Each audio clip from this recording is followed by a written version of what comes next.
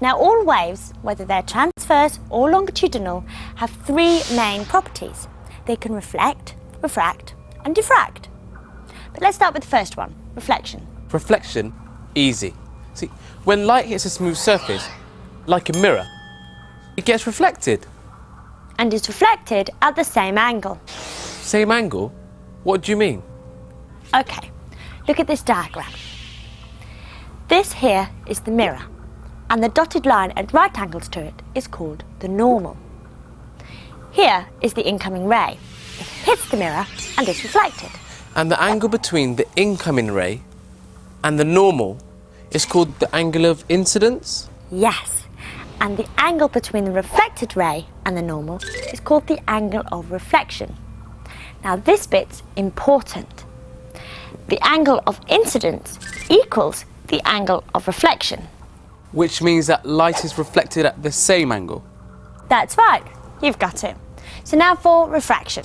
Refraction? Isn't that when light bends because it's changing direction? That's right. Light bends when it moves from a material of a certain density to one with a different density. And isn't there a diagram with a fish tank that explains refraction? Yes, over here. One fish tank. In goes the fish. Look, you can see its torch shining. Okay, if we were to fill this tank 1/3 full of water, the fish would disappear. Where's the fish gone? Take a look at this diagram of what just happened. As the light hits the surface of the water, the right-hand side of the ray speeds up faster than the left-hand side of the ray.